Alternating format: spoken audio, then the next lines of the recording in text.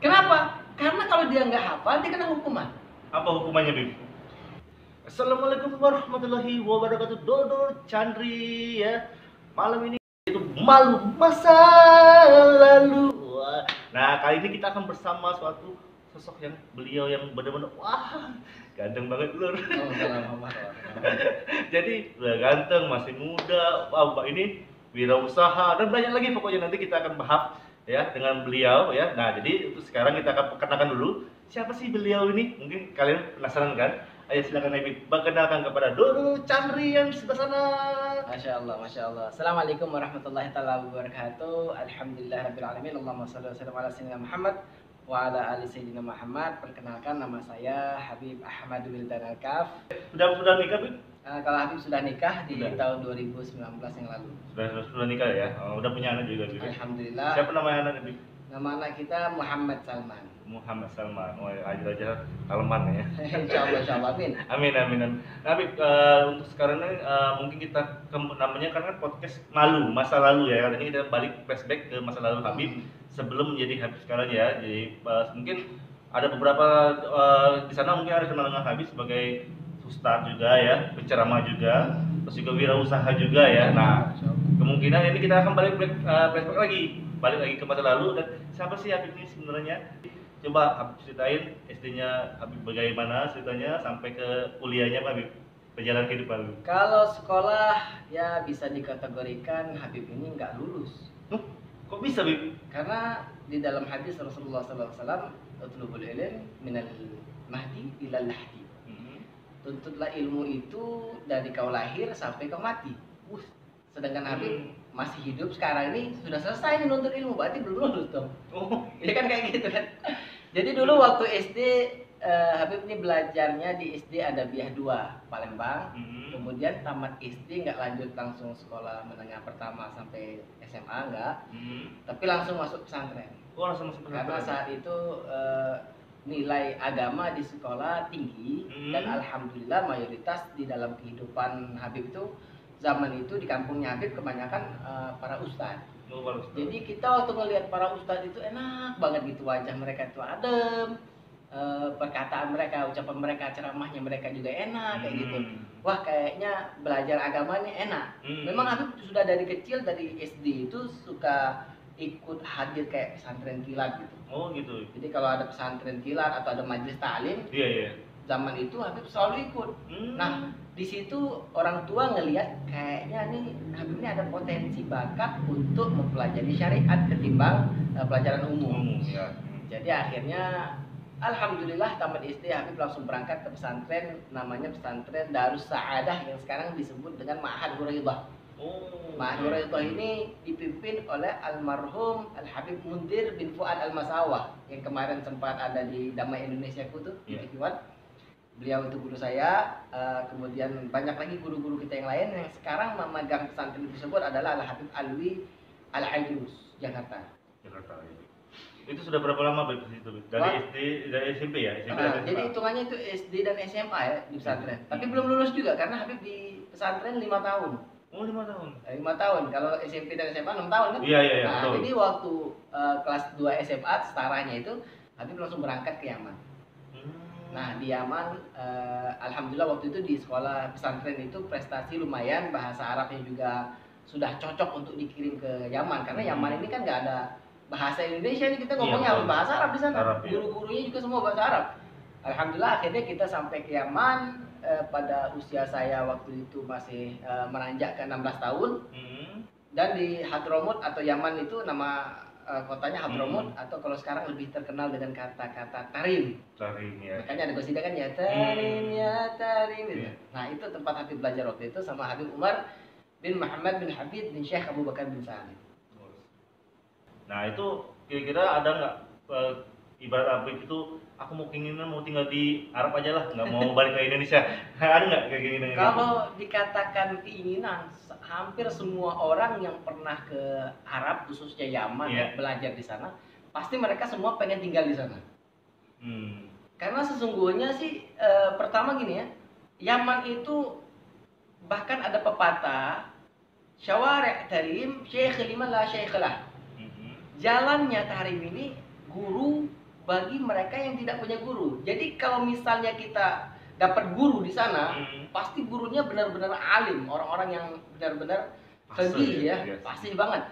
Nah, ketika kita nggak mempunyai guru, misalnya nih orang ini cuma jalan-jalan doang, artinya apa? Jalan Tahrim itu sendiri, jalan di kota Yaman itu sendiri bisa jadi guru. Karena apa? Kita melihat banyak orang-orang yang bersedekah, orang-orang yang senyum, orang-orang yang menerapkan akhlak Nabi Muhammad dalam kesehariannya. Ya, betul. Nah, Bib, sebelum kita melanjutkan obrolan kita, ini kita akan cek dulu ini. Ini ada dapat dari, alhamdulillah kita dapat sponsor dari kedai Bedulur, wah, kopi ya. Ini kalian bisa lihat di bawah ya untuk alamatnya ya. Nah, kita akan coba dengan Habib ya, bagaimana rasanya. Dan juga Habib ini seorang pengusaha. Wah. Dan sekarang kita akan suruh dulu ya untuk mereviewnya. Ayo Bib, silakan Bib. Iklan dulu ya. Iklan dulu kita. Bismillahirrahmanirrahim. Wow. Ajib ya. Wow. Mumtaz. Mantap ini. Jadi bagi kalian yang mau pesan kopi Bedulur ya, bisa kalian lihat di teks di bawah ini alamatnya, IG-nya, Facebook-nya, terus juga ada di Gojek dan di Grab. Di Shopee pun juga ada ya, dan langsung aja pesen ini buruan, ini enak banget ya Bib ya, insyaallah. Langsung. Oke Bib, kita lanjut lagi. Nah setelah Bib sudah di sana, keinginan pulang ke Indonesia lagi atau lagi khusus ke Palembang ya, itu kenapa Bib? Pertama kita waktu itu sudah ada ikatan janji ya, artinya kalau kita belajar di luar negeri, kuliah atau dimanapun, pasti ada yang namanya paspor. Iya. Jadi otomatis kita ada ikatan janji sekian tahun kita belajar di luar. Di luar ya, betul. Setelah lulus ya bisa nambah, bisa pulang kayak gitu kan. Kemungkinan waktu itu juga Habib juga sempat mau nambah. Sebelum Habib pulang itu Habib berangkat dari Tahrim itu ke Baibok namanya, nama tempat di Yaman Utara. Kebetulan waktu itu sudah mulai ada percikan api perang. Yang kemarin kan sempat perang ya, betul. Jadi sudah mulai ada gejolak kayak mau perang gitu. Habib sempat ketangkep. Sempat ketangkep oleh tentara sana. Karena kayak mereka itu nganggep nih wajah Habib ini kan, kalau di Indonesia nih mungkin orang mandangnya udah wajah Arab ya. Iya betul. Tapi kalau di Yaman orang yang sudah wajahnya lebih Arab lagi, ngelihat kayak Habib ini kayak orang Cina katanya. Aneh. Makanya saat waktu Habib ketangkep, Habib dibilang teroris ini. Kenapa teroris? Saya hanya belajar nih, tolabul ilm ini belajar di sini. Kata mereka enggak, kamu ini dari Cina katanya. Padahal belum ada sejarahnya Cina jadi teroris kan. Iya betul. Makanya saya bingung. Ya khair ya sudah kalau gitu ketangkep, ikutin aja udah prosedurnya.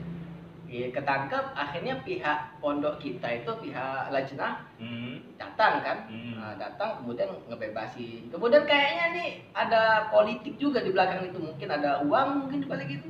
Akhirnya Habib berapa kali juga ditangkepin, dikeluarin lagi, ditangkep, dikeluarin lagi, sampai hafal nih sama tentaranya itu. Yang nangkep itu ya? Saya bahkan nanya, kenapa ini kayak gini, ditangkap terus saya. Padahal kemarin sudah terbukti nggak ada masalah apa-apa kan? Iya. Ya dijawabnya ya prosedur aja katanya. Prosedur katanya itu ya? Jadi kayak ada pengalihan isu atau gimana, wallahu a'lam. Nah, jadi saya merasa kayaknya ini, kurang sehat nih kalau lama-lama kayak gini. Kasihan sama lajnah pondok pesantren kita kan. Jadi daripada nanti tambah bermasalah ke depannya, ya Habib tanya sama gurunya Habib, gimana sama Habib Ibrahim waktu itu, Habib Muhammad Al-Haddad. Habib gimana saya nih kayak gini. Kata Habib Muhammad Al-Haddad, kamu kalau mau pulang sekarang sama pulang nanti, dua-duanya sama. Insya Allah dapat semua. Barokah semua. Amin. Oh jadi disitulah keputusan Nabi untuk pulang ke Indonesia atau lebih tepatnya Palembang ya, kota Palembang kita, dan memulai menjadi awalnya apa Bib? Ustadz dulu atau penceramah dulu? Sebenarnya kita setiap yang mempelajari syariat baik pesantren maupun universitas di Yaman atau dimanapun ya, itu pasti ada tuntutan di dalam hati mereka itu untuk menyampaikan dakwah Islam. Ya, jadi kalau dibilang pekerjaan sih bukan pekerjaan.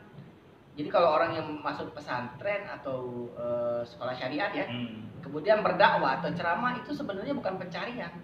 Bukan pencarian. Kenapa? Itu sebuah kewajiban. Ya. Kenapa? Karena kan sudah ada hadis Rasulullah mengatakan balighu anni walau ayah. Kalau kita sudah mendapatkan ilmu nih, maka kita sampaikan ilmu itu. Apabila kita katem atau kita tutup, kita nggak sebarkan ilmu itu, kita nggak syiarkan, berarti kita telah menutupi ilmunya Allah Subhanahu Wa Taala. Artinya kita telah diam atas kesalahan orang lain. Iya, betul. Nah, makanya itu kan Rasulullah pun memerintahkan kepada kita untuk merusak atau merubah maksiat tersebut, baik itu dengan tangan kita, ataupun dengan mulut kita, ataupun dengan hati kita. Nggak boleh kita diam melihat kemungkaran. Makanya kan kayak gitu. Oleh karena itu kita yang memiliki ilmu, kita yang mengerti, khususnya zaman sekarang ini banyak orang-orang Muslim yang KTP-nya Islam, artinya mereka lahir nih dari keluarga Islam, mereka beribadah kepada Allah, sujud kepada Allah, akan tetapi kebanyakan ibadah mereka itu tidak sah. Betul. Banyak sekali ilmu yang mereka nggak tahu tapi sok tahu. Bukan sok tahu juga sih, kadang-kadang mereka nggak mau tahu. Mau tahu juga, betul. Makanya gini, ya zaman sekarang ini kebanyakan lucu ya. Jadi gini, ada orang yang beribadah tapi dia nggak mau mempelajari tentang ibadah itu. Kayak orang mau kerja nih, logikanya gini kan, kalau kita mau kerja suatu kerjaan, itu harus tahu dulu ilmunya kan? Iya, betul. Kenapa? Karena kalau kita nggak mengetahui ilmunya, gimana kita mau kerja? Contoh nih, kita ada, kalau Palembang ini kota pempek ya. Betul. Jadi ada seseorang ini, dia ini biasanya kerjanya tukang bangunan, nih kuli bangunan. Sudah capek ngerjain tukang bangunan, jadi tukang bangunan dia udah capek. Jadi dia pulang ke rumah, di depan rumahnya ini ada orang yang jual pempek nih. Dilihat sama dia, rame pempeknya. Wah ini mah nyetak uang ini kayak gini nih. Akhirnya dia berpikir, daripada saya capek-capek ngangkatin batu bata, ngaduk semen dan lain sebagainya, kayaknya nih lebih asyik kalau anak jualan pempek nih katanya. Karena dia nggak ngerti cara bikin pempek itu gimana, dia kuli bangunan, dia tahu cara bikin batu bata, semen dan lain sebagainya. Akhirnya dia ambil semen, dibuat pempek dengan bentuk yang sama, tapi kan warnanya beda nih. Iya, betul. Dia ngeliat pempek itu kayaknya warnanya putih, dibeli cat, dicelup warna putih. Akhirnya bentuknya sama. Mulai dia buka toko, dia jual pempeknya dari semen. Apakah pempeknya laku? Nggak laku. Nggak ada yang mau beli. Siapa yang mau beli pempek kemudian makan semen? Makan semen, terus juga patah juga gigi. Tapi logikanya bentuk pempek yang dijual di seberang rumahnya sama yang dibuat mirip kan? Mirip, bener. Jadi itulah yang terjadi sekarang, banyak orang yang sholat nih yang sama-sama ruku. Rukunya orang yang alim, orang yang belajar, sama rukunya orang awam sama. Nggak ada beda, semuanya pasti sama-sama ruku, iktidal sama-sama iktidal, sujudnya semua sama sujud. Kalau secara kasat mata, kita lihat di masjid nih, ada 5 soft nih mungkin ya orang yang sholat di masjid. Pasti kita nggak bisa tahu nih yang mana yang ahli fikih, yang ngerti sholat gimana, rukun sholat gimana, syarat sholat, wudhu pun juga. Kan wudhu ini yang menentuin sah atau tidak sahnya sholat. Betul. Kan kita nggak tahu nih siapa nih wudhunya yang benar atau yang wudhunya yang salah. Semuanya sama, akan tetapi aslinya, dalamnya, isinya pasti ketahuan. Betul. Nah, sekarang ini saya ingin menegaskan ya kepada para pemirsa, para sahabat semua juga, yang menentukan sah atau tidak sah ibadah seseorang adalah ulama. Sama seperti dokter. Yang menentukan Anda sakit gigi, sakit perut, sakit limpah dan lain sebagainya adalah dokter. Kita datang-datang ngomong, dokter saya sakit di bagian sini, diperiksa sama dokter. Oh kamu ini sakitnya ini. Kan dokter yang tahu penyakitnya apa. Sama seperti ulama. Ulama bisa mengetahui bahwa Anda beribadah sah atau tidak sah. Betul. Jadi banyak sekali ya. Sekarang yang paling penting adalah sah dulu. Baru diterima atau tidak oleh Allah Subhanahu wa taala. Soalnya apa? Kalau masalah diterima atau tidak ibadah kita, semua manusia satupun di dunia ini tidak akan pernah tahu. Jadi sama kayak dokter tadi, dia tahu Anda penyakitnya apa. Oh kamu ini sakitnya sakit mah biasa ini mah. Dikasih obat. Jadi dokter tahu penyakitnya apa, tahu obatnya apa. Tapi betul. Tidak akan pernah tahu kapan Anda bisa sembuh. Betul? Betul. Sama seperti ustadz atau ulama, dia tahu bahwa ibadah Anda ini sah atau tidak, dan dia tahu obatnya apa. Oh ternyata kamu salah wudhunya. Misalnya nih orang banyak nih sekarang nih, pengalaman saya ini dakwah di beberapa wilayah nih, khususnya Palembang ini sendiri ya. Masalah wudhu banyak yang salah. Pertama apa masalahnya? Masalah niat. Wudhu itu niatnya adalah ketika kita sentuhan pertama kali air ke dalam muka. Dan di situ pun kita membaca niat nawaitul wudhu atau nawaitul toharoh alis sholat atau nawaitul ghusla liraf'il hadatil asghar fardhillah ta'ala. Tapi sebenarnya yang paling ringkas adalah nawaitul wudhu. Saat pertama kali air menyentuh muka kita, disitulah letak niat kita di dalam hati. Gitu. Tapi kebanyakan orang waktu cuci tangan. Iya, betul, Ustaz. Ketika kita mengatakan Anda tidak sah, kita kasih obatnya. Obatnya apa? Ya duduk di majelis. Saya punya majelis fikih, ini duduk nih. Saya ajarin, bukan cuma wudu, niat sholat pun juga kita ajari. Bagaimana cara pembatalan? Misalnya nih, kayak gini nih, orang berkeyakinan bahwa nginjek banjir. Ini Palembang ini kan sering banjir nih. Di mana-mana kalau lagi musim hujan banjir. Betul, benar. Nginjek banjir katanya batal wudu. Sehingga dia wudu di rumah nih. Udah siap-siap mau sholat, ternyata di depan rumahnya atau depan masjid itu banjir. Nginjek banjir, kemudian datang lagi ke masjid ngambil wudu lagi. Padahal wudhu yang pertama kan dia nggak batal. Iya, betul. Nah, inilah yang sering terjadi. Kemudian ada lagi yang paling banyak juga terjadi, orang yang sholat menggunakan kaos dan celana jeans. Iya. Ketika dia sholat, dia ruku agak ngangkat kan ke belakang. Aurat laki-laki ketika sholat itu dari pusar sampai lutut. Iya. Pusar di depan sampai kelilingnya ke belakang. Berapa banyak orang-orang yang nutup di depannya, dia nggak ngelihat di belakang karena matanya di depan. Iya, nggak ada matanya di belakang. Maka mata yang di belakang akan melihat. Iya. Orang di belakang kan, makmum di belakang akan melihat. Di saat dia melihat, ditegur, kamu tidak sah sholatnya. Orang belakang yang bilang negor kayak gitu, otomatis yang di depan ini, walaupun dia nggak tahu nih, misalnya Anda nih di depan nih, nggak tahu nih, ternyata dia bilang Anda batal, maka hukumnya batal. Oh gitu, Bro. Kenapa? Karena dia ngelihat. Apa buktinya? Kamu bisa bilang saya batal, apa buktinya? Saya melihat aurat Anda. Berapa kali kalau kita sholat nih, celana jeans agak ke bawah, kaosnya naik ke atas. Sehingga kalau diputar nih, pusar ke belakang nih, ini di bawah pusar letaknya. Iya, betul, benar. Nah, itulah yang sering terjadi. Makanya dari situ ulama, ustadz, kiai yang paham terhadap ilmu agama, dia akan mengerti antara sah atau tidak sah ibadah Anda. Tapi kalau diterima atau tidak diterima, walaupun sah, Allah Subhanahu wa taala yang tahu. Ya, benar banget itu, Bib. Wow, jadi kita dapatkan ilmu ya. Nanti kalau kalian mau yang lebih dalam lagi dengan Habib ya, Wildan, nanti kita akan kasih nomor Habib ya. Nah, IG-nya, nomor teleponnya yang kalian hubungi pribadi langsung dengan beliau. Tanya tentang Islam, kalau kira-kira kurang mengerti dalam podcast kita juga ada pertanyaan beberapa, langsung tanya dengan beliau karena beliau ini benar-benar wow. Super duper pokoknya. Subhanallah pokoknya ya. Nah, Habib, jadi menurut Habib sebagai pekerjaan dakwah itu bukan pekerjaan tapi kewajiban kita karena kita mempunyai ilmu ya, untuk membagikan kepada semua orang ya. Nah, terus juga Habib, kenapa Habib mau ya? Bukan ini kan kemarin kan kewajiban nih dari kuliah kemarin ya. Anggap ini kuliah ya. Kuliah kemarin diwajibkan untuk anak muridnya atau siswanya untuk membagikan ilmu. Walaupun itu jadi suatu pekerjaan, jadi ujung-ujungnya pendakwah atau jadi ustadz atau penceramah lah pokoknya. Nah, kenapa Habib mau ada dalam diri Habib, aku mau pengen jadi pendakwah, terus jadi ustadz juga di rumah, itu kenapa Habib? Alasannya Habib? Ya, pertama alasannya tadi sudah dijelaskan di awal, kewajiban ini bukan diwajibkan oleh atasan atau guru. Kewajiban ini akan terketuk bagi mereka yang memang benar-benar mempelajari syariatnya Allah Subhanahu wa taala. Jadi ada ngerasa nih ini kalau saya diem aja nih kayaknya dosa gitu. Saya ngelihat nih, jadi orang yang belajar itu pasti dia ngelihat banyaknya salah orang yang beribadah. Khususnya nih kalau kita sholat nih, sholat yang jahar itu kayak sholat maghrib gitu, sholat isya, kita sering ngedenger nih imam salah.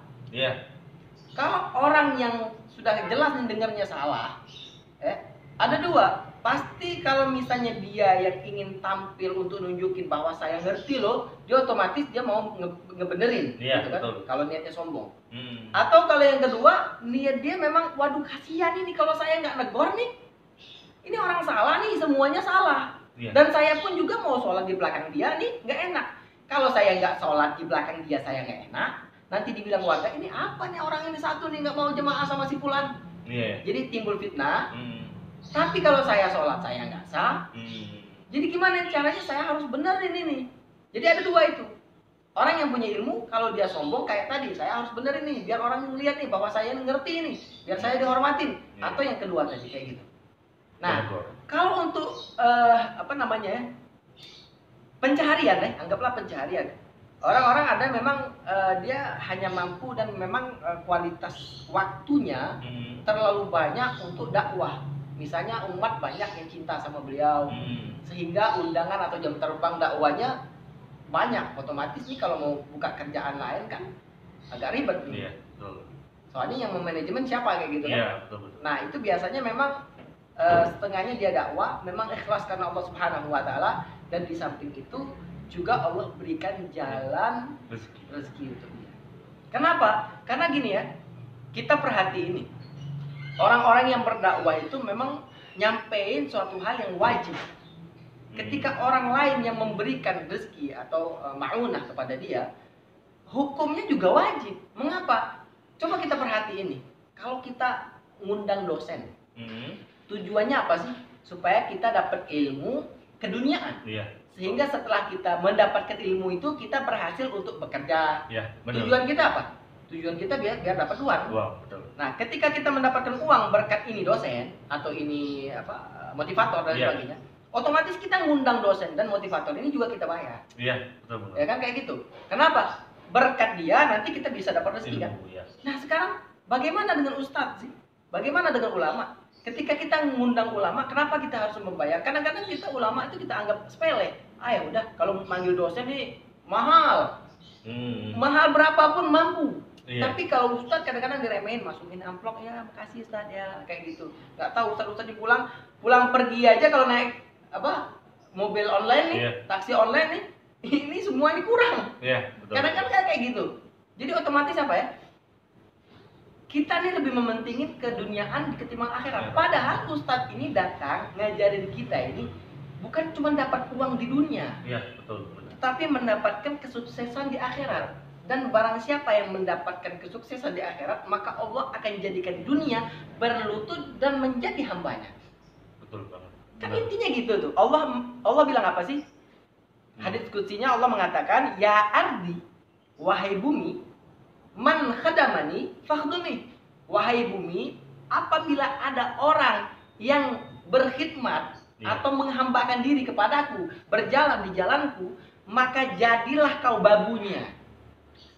Benar-benar. Tapi kalau ada orang yang menghambakan dirinya kepadamu, bukan kepadaku, kata Allah Subhanahu Wa Taala, maka jadikanlah dia hambamu, perbudaklah dia. Berapa banyak orang-orang yang memiliki harta yang banyak nih, tapi kok ngerasa kayak nggak enak gitu, nggak tenang hatinya, nggak bisa tidur, mikirin harta dan sebagainya. Kenapa? Itu tadi.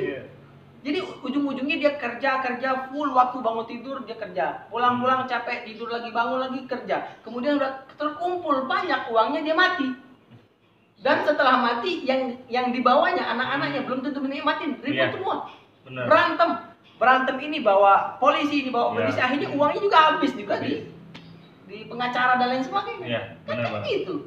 Jadi hilang keberkahannya. Tapi ketika Allah Subhanahu Wa Taala berikan keberkahan, ini contoh nih, salah satu jalan berkah. Allah itu berikan takdir rezeki kepada siapapun itu sudah pasti. Jadi tidaklah orang itu mati kecuali rezekinya semua yang sudah ditulis oleh Allah Subhanahu Wa Taala pasti akan diberikan kan? Contoh nih, satu hari ini Anda akan mendapatkan rezeki dari Allah Subhanahu Wa Taala 100.000 misal. Pertanyaannya cuma satu. Ketika Allah berkahi, Anda mendapatkan 100.000 dengan santai, tanpa susah payah. Tapi ketika Allah Subhanahu Wa Taala tidak memberikan keberkahan di situ, Anda akan mendapatkan 100.000 ini dengan susah payah, dengan berat, dengan penat. Lah terus ada orang kuli bangunan bilang, Habib, saya juga kerja Habib, tiap hari ngangkat bangunan, Habib, nggak pernah bisa dapat yang namanya santai dan nyaman. Nah, santai dan nyaman Allah berikan itu bukan tergantung bagaimana orang itu bekerja, di mana dia bekerja. Misalnya orang di kantor duduk di tempat yang asik, nyaman gitu. Bukan kayak gitu. Jadi ketika Allah berikan kemudahan, walaupun Anda kerjanya keras nih, biasanya baru ngulek semen 1 kali udah capek semua nih. Ternyata Allah berikan keberkahan nih hari itu, dia kerja bahkan dari pagi sampai malam badannya masih kuat, masih fit. Orang kayak gitu. Orang yang duduk di kantor juga walaupun dia enak santai gitu, pakai AC dan sebagainya. Tapi kalau Allah nggak berikan keberkahan, di dalam kantor itu sendiri mungkin dia nggak enak, mual, masuk angin. Ini AC matiin aja deh, keluar keringet dingin semua, besok demam. Kepala botak. Jadi itu ya tujuan mungkin motivasi Habib sebagai mau menjalankan namanya Ustadz atau jadi penceramah juga, pendakwah juga ya Ustadz ya. Habib, aku dengar juga Habib ada profesi lain selain itu jadi wirausaha juga ya Habib ya? Alhamdulillah. Ya, itu wirausaha apa itu Habib kalau boleh tahu? Sebenarnya kalau wirausaha itu, nah jadi kalau misalnya dakwah ini sebuah kewajiban, berarti sisanya itu adalah ekstrakurikuler atau hobi. Memang sebenarnya banyak orang yang nasehatin itu kalau kita mau usaha itu kita harus fokus. Ya, jadi begini, ketika kita terlalu serius dan fokus kepada sesuatu, ada dua jalan. Satu berhasil, kalau tidak berhasil stres. Makanya hidup itu sebenarnya yang paling enak itu adalah enjoy dan tawakal. Enjoy dan tawakal. Nikmatin aja, enjoy. Jadi gini, kita ini hasil yang Allah berikan kepada kita ini yang pas di tangan kita itu apa? Jadi kalau kita mau buka usaha nih, mungkin kita punya banyak hobi atau banyak usaha atau banyak kerja, enggak, banyak karya yang kita lakuin ini, yang kadang-kadang ternyata ini nggak nemu jalan.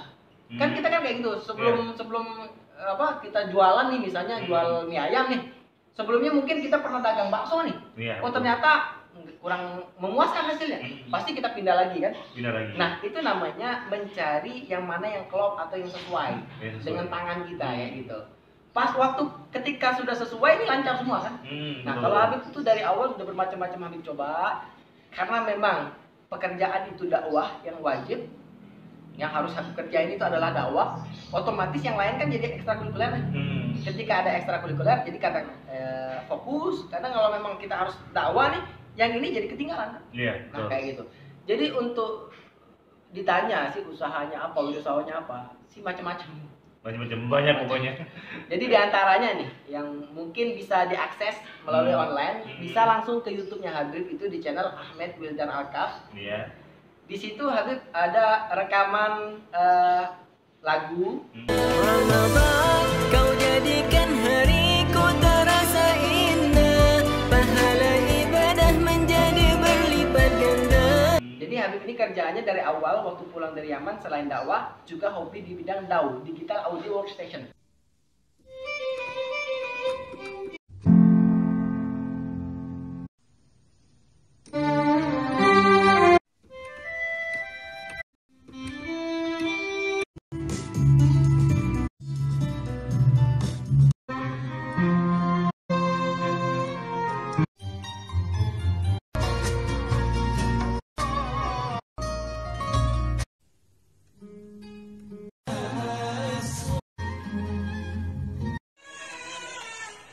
Ya Habib, syammaina nasi ya Ramadan. Penasaran dengan lagu barunya Habib? Oh gitu ya. Jadi Digital Audio Workstation ini karena Habib suka gosida ya, suka gosida Arab, suka lagu-lagu gitu kan, suka musik juga kan. Jadi otomatis belajar bikin musik sendiri. Awalnya iseng-iseng dan alhamdulillah akhirnya sempat keluar album perdana kita di tahun 2015. Ada. Namanya album Salamun atau Salamun album. Itu alhamdulillah pertama launchingnya kita di Hong Kong. Di Hong Kong. Di Hong Kong. Kirain di Arab lagi deh. Katanya bukan ya. Nggak nyampe ke Arab. Nggak nyampe ke Arab. Jadi sampai ke Arabnya tahun 2020 kemarin. Baru nyampe. 2020 itu setelah perjanjian saya sama produser selesai. Jadi kayak gini. Kita itu waktu itu ada kontrak sama produser. Kalau saya sendiri sebenarnya nggak mampu untuk menjual ini kan. Waktu zaman itu belum ada, kita masih belum kepikiran buat menjual ke YouTube. Kenapa? Karena saya belum dikenal orang. Ya, betul. Jadi kalau mau hasil langsung dari YouTube kita nggak bisa mendapatkan hasil kan kayak gitu. Jadi otomatis waktu itu karena sudah susah payah kita bikin album itu, jadi otomatis ada produser yang melihat ini kayaknya bisa dikomersilkan. Jadi dibuat perjanjian untuk 2.500 kaset CD kita jual. Setelah terjual habis, baru boleh disebarluaskan baik itu melalui YouTube atau di-share secara gratis kayak gitu. Alhamdulillah, jadi pertama kali itu 300 kaset sudah habis di Hong Kong. Kemudian launching keduanya di Malaysia Malaysia. Di Malaysia. Lalu lanjut ke Brunei, walaupun nggak terlalu banyak di Brunei, karena waktu itu juga kita cuma 2 hari di Brunei. Terus lanjut yang terakhirnya di Indonesia. Di Indonesia terakhir. Karena saya waktu itu mikirnya gini, waktu launching itu kebetulan mendekati launching kita ada undangan dakwah di Hong Kong. Oh gitu, sekalian. Nah jadi sekalian, ini sekali jalan lah bismillah. Kita kabarkan orang Hong Kong dan ternyata welcome mereka itu baik sekali. Ya, setelah itu langsung pulang kita seperti biasa. Waktu itu saya ada dakwah rutinan di Malaysia. Jadi kita bawa di Malaysia dan kita sebar luas di Malaysia. Dan terakhir di Indonesia karena gampang kan di Indonesia kita bisa cetak lagi nanti di Indonesia. Jadi lebih mudah lah kalau di negara kita sendiri kan. Betul. Nah, Habib, mungkin banyaknya sekali usaha-usaha terus juga profesi Habib juga kan yang mungkin para dulu candri istilahnya apa ya? Banyak-banyak lah sekali, pokoknya kita sampai bingung Habib ini apa sih yang utamanya, tapi katanya Habib bilang ya penceramah dengan dakwah juga ya atau ustaz juga ya. Nah terus ada satu lagi dulu, ini sangat penting yang menurut saya sendiri ya, ini ilmu yang harus Habib Wildan harus bagikan, karena kenapa ini benar-benar wah ini sudah benar uji cobanya sudah banyak di negara kota Palembang lagi. Wah itu ilmu mengajar ngaji untuk anak-anak SD. Nah Habib, bisakah Habib membagikan ilmu tersebut untuk para dodo cantri, untuk apalagi untuk ibu-ibunya, istri-istrinya, biar bisa mengajar ngaji anak-anaknya cepat. Ini katanya ada sih metode teori atau ya ilmu dari si Habib Wildan, dia membuat sendiri dan akhirnya berhasil dan dicobanya di orang-orang sekitarnya juga berhasil juga loh. Nah penasaran kan apa itu teorinya? Langsung saja Bib, silakan Bib. Sebenarnya kalau sekarang itu bisa jadi resep formula rahasia ya. Iya, betul, Bib. Kalau di film SpongeBob gitu ya. Iya. Nggak boleh dicuri. Nggak boleh dicuri katanya. Tapi karena ini ilmu akhirat, maka saya berkewajiban untuk memberikan secara gratis. Wah, gratis gitu loh. Jadi sebenarnya gini, waktu saya pulang, pertama kali saya itu nggak langsung dakwah ya. Karena ya kita belum ada pengalaman dakwah dari Yaman. Jadi otomatis ceramah pun grogi. Grogi gitu. Iya kan pastinya kita demam panggung nih. Iya, betul. Kita biasanya duduk belajar sama ustadz ya tiba-tiba kita dilulukan kan, kita diangkat untuk jadi ustadz, untuk mengajar. Iya. Jadi pertama kali saya mengajarnya anak-anak kecil dulu. Anak-anak kecil dulu. Jadi nggak berani langsung yang dewasa tuh, ya namanya grogi kan. Iya, apalagi bapak-bapak ya. Apalagi bapak-bapak, waduh. Mukanya sangar kan.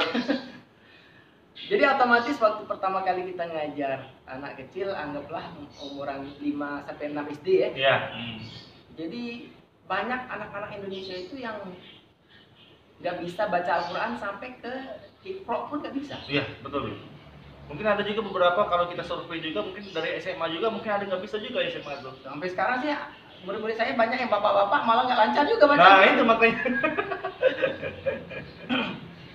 Jadi waktu saya ngajar, ini Iya, nggak bisa baca Iqra. Oke, kita mulai Iqra. Nggak selesai ini kayaknya gimana sih? Saya berpikir gimana metodenya nih anak bisa cepet belajar Iqra, biar bisa cepet langsung belajar Al-Quran, Iya, kayak gitu. Ngejar. Soalnya kita juga kadang-kadang capek nungguin anak kecil. Oh, saya pulang dari Yaman nih belajar macam-macam nih, kitab fikih, Qur'an, tauhid dan lain sebagainya. Ini ngajar Iqra doang nih di sini. Jadi rasanya tuh kayak sedih campur kesel gitu kan. Sampai kapan nih mau ngajar kayak gini? Iya, iya. Jadi saya harus berusaha nih gimana caranya dia bisa selesai Al-Quran, baru nanti kita masukin fikih. Iya, betul. Padahal nggak ada perjanjian orang tuanya minta saya ngajarin fikih.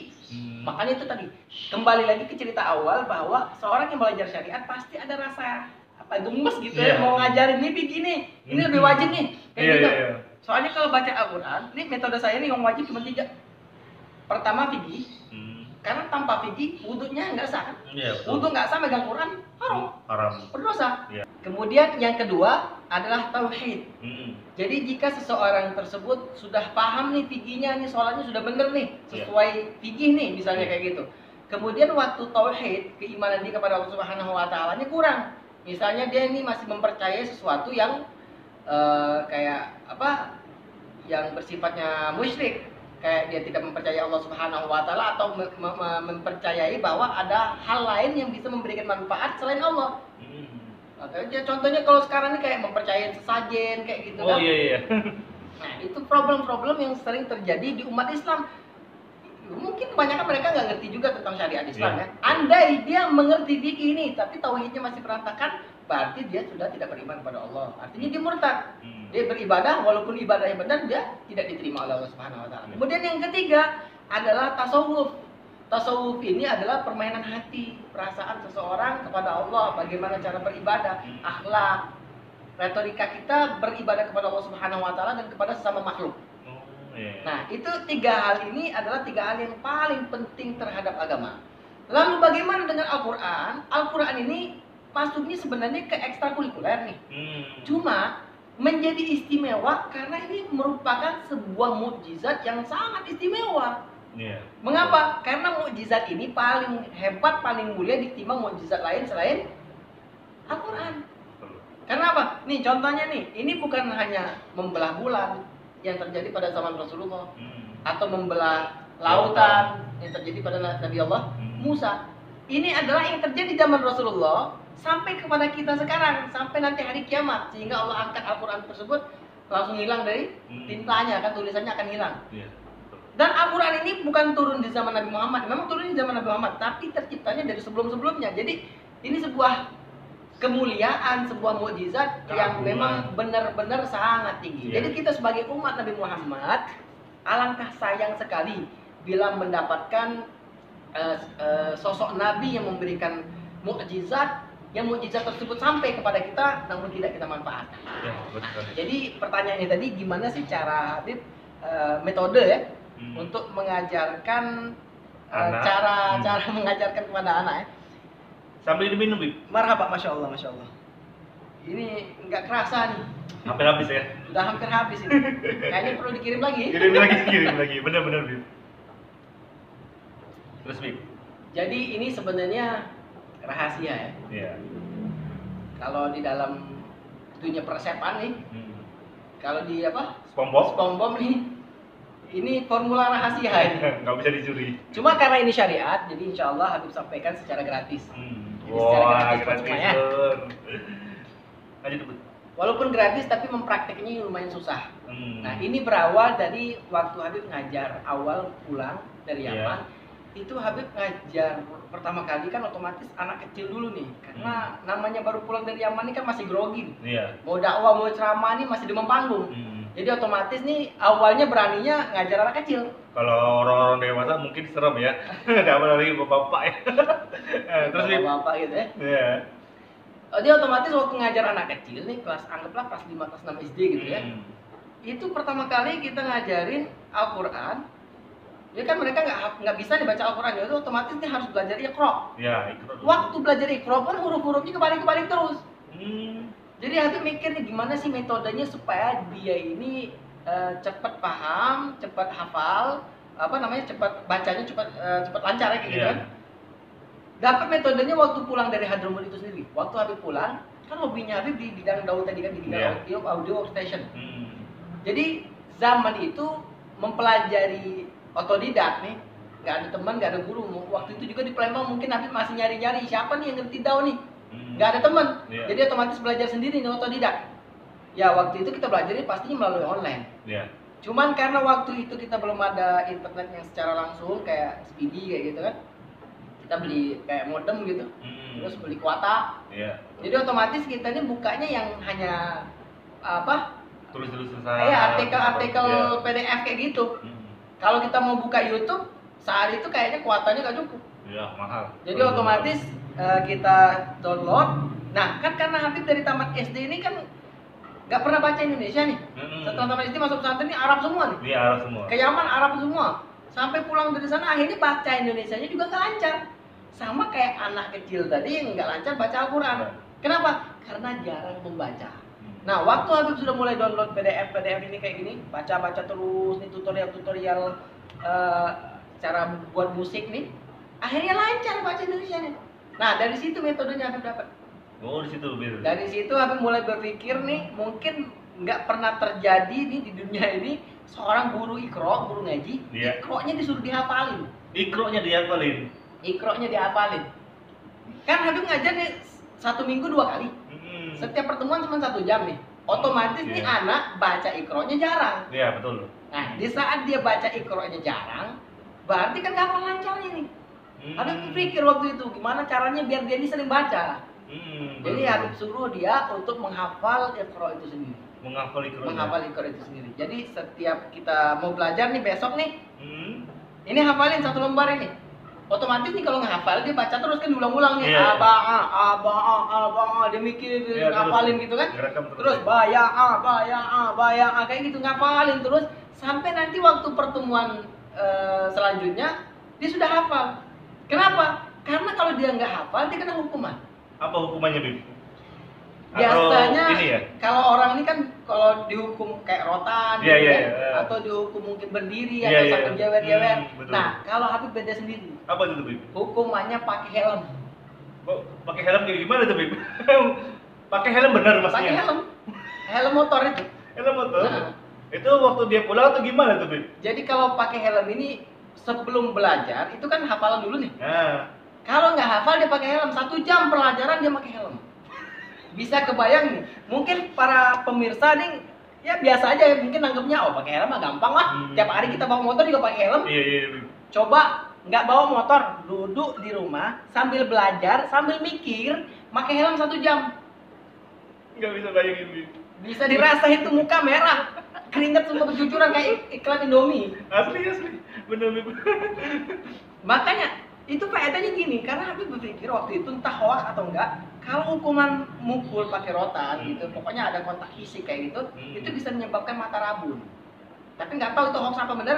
Intinya Habib nggak mau, kenapa? Karena pukulan itu hanya beri efek kejut sementara. Iya, betul. Kalau ada efek kejut sementara, otomatis orang itu nggak ada efek jerahnya. Bentar lagi dia lupa, ulangi lagi. Tapi kalau udah pakai helm dia langsung mikir, ya Allah 1 jam nanti nggak pakai helm nih. Jadi dia udah ketakutan. Dan itu punya manfaat yang banyak. Di antara manfaatnya, yang pertama bikin darah lancar. Peredaran darah, ya kan panas nih. Iya. Kalau panas jadi peredaran darahnya lancar ke otak, otomatis dia ngapalnya jadi gampang. Ilmu yang kita ajarin itu langsung cepat masuk. Jadi banyak kegunaan juga. Banyak kegunaan itu. Terus di antaranya juga dia pasti ada efek malunya ya. Jadi efek jerahnya banyak nih. Dia pasti malu nih. Kadang-kadang habis fotoin dulu nih. Ada alien yang lagi belajar nih. Jadi dia mikir, ya Allah, kok ngapain aku kayak gini, kayak gitu ya. Aneh jadinya kayak gitu. Makanya itulah hukuman yang aneh yang Habib bikin setiap murid-murid yang belajar sama Habib. Bahkan sampai sekarang Habib ngajar orang-orang dewasa juga. Orang dewasa juga Habib pakai helm. Pakai helm juga. Makanya siap-siap kalau Anda mau ikut nggak apa-apa. Iya, siap-siap pakai helm. Aku mau bawa helm khusus aja, ada AC-nya nanti. Terus untuk metode berikutnya, setelah dia sering mulai menghafal nih, sekarang kita buat dia untuk buat soal. Buat soal itu kayak misalnya, saya punya metode ini sebenarnya nggak bisa praktekin sekarang sih, karena panjang nih. Ada yang saya karang-karang sendiri kayak huruf lidah gitu. Apa sih huruf lidah? Nggak bakal pernah nemu di kitab manapun huruf lidah. Huruf lidah itu karena apa? Hurufnya mirip-mirip. Iya. Tapi perbedaannya dia di lidah. Misalnya dal yang ada titik, tahu kan dal ada titik, itu dah. Sering disamain sama za, ro yang ada titik. Iya, betul. Kan dua itu sama nih. Tapi karena dal ini lidah kita di ujung gigi atas, za kan berbeda, z, za kayak gitu dengan da. Makanya dia akan selalu ingat ini za tapi huruf lidah. Nah, kemudian yang kedua sin, shin dan ta, abata, ta. Itu juga kan ujung lidah kita di ujung gigi atas. Iya, betul. Ta, itu huruf lidah. Kemudian yang ketiga adalah po yang ada titik. Apa? Wo. Minal zalimin. Wo itu lidah kita di ujung gigi atas. Makanya itu namanya huruf lidah. Nggak nemu mungkin di mana-mana kan huruf lidah kayak gitu. Kemudian ada juga metode-metode kayak kolkola itu nanti setelah dia lancar nih bacanya, sudah dia hafal nih, sering dibaca, akhirnya lancar nih huruf-hurufnya, dia udah nggak pernah lupa lagi. Otomatis nanti lanjut. Kalau Habib nggak kayak Iqra 1, kemudian Iqra 2 kayak gitu, nggak. Habib loncat-loncat. Kemarin sempat Habib belajarnya ngajarnya Iqra 1 itu cuma 3 lembar, langsung Iqra 2, 3 lembar, langsung Iqra 4. Kalau dia sudah lancar di Iqra 2 ini sebenarnya yang diulang-ulang itu sama juga. Jadi otomatis kalau dia sering hafal, sama aja kayak dia baca semua. Iya, benar. Jadi nilai kalau orang belajar di TK itu kan kayak ada kertas nih, halaman sekian. Iya. Hasilnya bagus, atau biasa, atau jelek kayak gitu kan. Mumtaz kayak gitu, yang terbaik, sangat bagus kayak gitu kan. Betul. Kalau Habib nggak kayak gitu. Intinya dia kalau misal gagal di lembaran yang pertama, dia harus lanjut ke lembaran kedua untuk mendapatkan ilmu baru. Jadi nggak perlu nunggu lagi, nggak perlu ada ulang kayak gitu, nggak perlu diulang. Kenapa? Pun juga dia nggak harus lulus untuk semua Iqra dibaca semua. Apalagi dia hafalin semua. Ngapain dia ngapalin semua? Dia otomatis harus menghafalin huruf-huruf yang khususnya dia sering kebalik-kebalik nih. Misalnya kayak to sama go ini kebalik-kebalik. Malah kemarin parahnya ada satu murid Habib itu antara qaf sama to itu suka kebalik. Udah beda bentuk aja udah beda bacaan kok bisa kebalik kayak gitu. Berarti benar-benar dia nggak paham nih. Jadi otomatis kayak gitu ngajarnya. Terus setelah itu ada namanya huruf sambung. Huruf sambung ini apa? Kayak ain nih. Kalau ain di awal kan kayak gitu tuh. Kemudian setelah dia sambung beda. Iya, betul. Di awal dia masih tetap ada bulatan kayak gitu kan. Tapi kalau sudah di tengah sudah beda lagi bentuknya. Iya. Otomatis nih anak yang masih belum kenal nih sama ain, ini bingung ini apa huruf tengahnya nih kayak gini. Iya, betul. Ya kan kayak gitu. Jadi ada beberapa huruf namanya huruf yang bisa disambung. Ini huruf estafet apa bukan? Namanya kalau kita lomba kan estafet nih. Anak-anak memahaminya bahasa estafet. Berarti otomatis dia harus tahu nih ini huruf ini bisa diestafet apa enggak nih, bisa nyambung apa enggak. Kayak gitu. Itu namanya huruf sambung, huruf estafet. Nah, kemudian yang terakhir adalah metode dia untuk mengajar ilmu itu sendiri. Diterapinnya lagi maksudnya. Jadi saya berkarakter atau pura-pura menjadi murid lah kayak gitu. Oh gitu. Dan dia yang harus mengajarkan kepada saya. Jika dia paham, dia akan mengajarkan sesuai bahasa dia yang bisa memberikan pemahaman sama kita. Oh gitu. Jadi kalau misalnya kita bingung masih, saya nggak ngerti nih, ulang lagi. Berarti dia masih belum paham.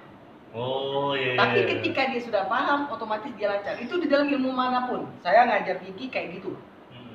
Dia yang belajar sama saya ini nggak ada yang namanya ujian. Adanya hafalan dan pemahaman. Hafalan dan pemahaman. Dia hafalin matanya, kemudian pahami syarahnya, penjelasannya.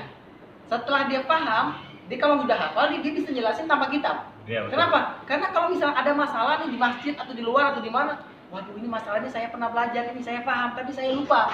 Oh iya. Jadi kalau ditanya ilmu Anda di mana? Ilmu saya di kitab. Di mana? Di pulang. Jadi kalau kitabnya kebakar, ya udah kebakar ilmunya. Makanya al-ilmu fis sudur la fis sudur. Ilmu itu di hati, bukan di kitab. Benar. Jadi otomatis kita harus hafalin dan memahami. Jadi mau tahu dia paham atau enggak, ya cukup dia ngajar aja dulu. Subhanallah. Wow, Lur. Kita dapat ilmu yang luar biasa ya. Mungkin bagi kalian yang nggak tahu ya jadi tahu, yang tahu makanya tahu jadinya ya ilmu yang kayak gini.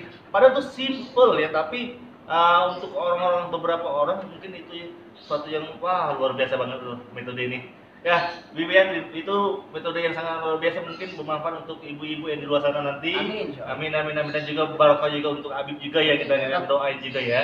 Habib, terakhir Habib, untuk Habib, kira-kira Habib kalau ada dulu santri atau keluarga mereka mau belajar dengan Habib, bisa nggak kira-kira untuk masalah fikih atau apa? Sekarang nih Habib sudah buka les privat di rumah Habib ya, artinya kayak kita buat kelas.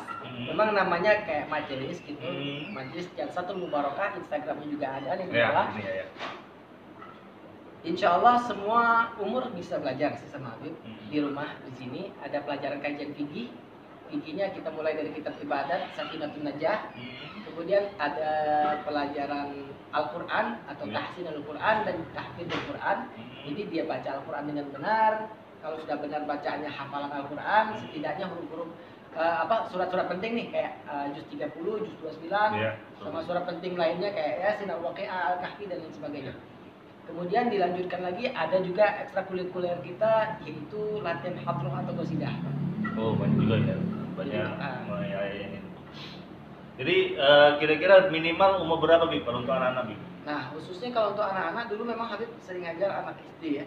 Tapi kalau sekarang ini Habib sama ratakan untuk yang belajar minimal dia tamat SD. Tamat SD dulu. Atau kalau mungkin masih kelas 6 SD juga nggak apa-apa. Oh, minimal dia artinya kelas 6 SD artinya ya. Sampai dan seterusnya. Sampai yang paling tua berapa Bib? Kalau ada yang 40 50 itu banyak ya. Banyak ya Bib ya? Banyak ya. Itu metodenya sama atau beda, Bib? Jadi gini, salah satu metode juga yang belum Habib sempat sampaikan tadi, karena mungkin kepotong, adalah setiap guru memahami psikologinya setiap murid. Jadi gini ya, Habib ini kan selama ini kalau ngajar pengennya cepet murid ini ada hasil kayak gitu. Iya betul. Jadi kalau kita itu masak sesuatu tuh pengen cepet hasilnya nih. Iya. Lama makanya motong bawang nggak kelar-kelar kayak gitu kan sumpah tuh. Jadi pengen tuh kalau ada kelihatan hasil itu biar wah alhamdulillah gitu, senang kan? Iya. Nah, jadi caranya Habib pengen ada nih murid-murid ini, setiap murid ini bisa berhasil adalah menguasai psikologi mereka. Psikologi mereka. Jadi nggak bisa kita samain semua nih orang tua ini cara ngajarnya gini, anak-anak yang kayak gini kayak itu. Itu kan beda-beda semua. Iya. Jadi kalau kita ngajarnya secara umum, ya mungkin ada yang pemahamannya cepat dia memahami. Kalau bahasa kita terlalu tinggi, orang-orang yang sudah kuliahan dia paham. Iya. Anak kecil dia nggak bakal paham. Makanya itu metodenya harus disamaratakan, harus tahu. Iya. Jadi yang anak kecil kayak gimana, orang tua kayak gimana, kalau bisa memang dalam satu kelas itu ada berbeda umur, itu harus disamaratakan yang dipahami oleh anak kecil sampai dewasa. Oh gitu. Jadi bahasanya tuh disamaratakan biar kalian semua juga bisa dia aja barengan juga ya Bib ya. Terus Bib, bagaimana kalau mereka ada harinya tadi nggak? Misalnya ada hari apa gimana apa tuh ada jadwalnya kayak gitu Bib? Itulah fleksibelnya belajar sama Habib. Sebenarnya gini, di Majelis Jalsatul Mubarakah ini ada murid-murid lama kayak gitu. Jadi kita nanti cek khusus bagi murid-murid baru itu apakah dia ini masuk sama dengan murid lama atau kelas baru. Nah, kalau kelas baru nanti kita kumpulkan berapa banyak yang ikut pesertanya ini kan berapa banyak. Nanti kita tanya sama mereka hari apa yang mereka semua sepakat bisa. Oh gitu. Jadi enak ya. Jadi Enak banget fleksibel. Ya, bener apa? Simple, fleksibel dan mempermudah kita juga mengatur waktu kita juga ya, apalagi orang yang sudah kerja atau sudah nikah kan. Rata-rata kan yang belajar itu sudah pada sibuk nih. Iya, apalagi malam Jumat itu kan wajib itu untuk cowok ya. Oke, mungkin sampai sini dulu Bib pembicaraan kita podcast kita malam ini ya, untuk podcast kita malu masa lalu. Saya terima kasih dengan Habib sudah mengisikan waktu untuk podcast kita juga hari ini ya, malam ini. Ya, semoga kita doain juga untuk Habib, semoga rezekinya lancar, panjang umur, murah rezeki, murah anak juga. Dan barokah pokoknya semua untuk Habib ya. Habib, makasih ya Habib ya sudah menyempatkan waktu kita pada malam hari ini. Terima kasih untuk Guru Chandri juga terima kasih dan sudah menonton sampai habis. Tolong jangan lupa ya untuk subscribe bagi yang baru-baru, terus juga lupa follow IG-nya Habib Wildan yang di bawah sini ya, dan juga nomor WA beliau juga ya ada di bawah sini, dan jangan lupa follow dan subscribe channelnya Habib juga ya. Wah, ya di sini juga. Oke, tinggal ya Beb. Oke, ini salam apa? Salam corona. Oke, dulu sampai sini dulu ya. Assalamualaikum warahmatullahi wabarakatuh.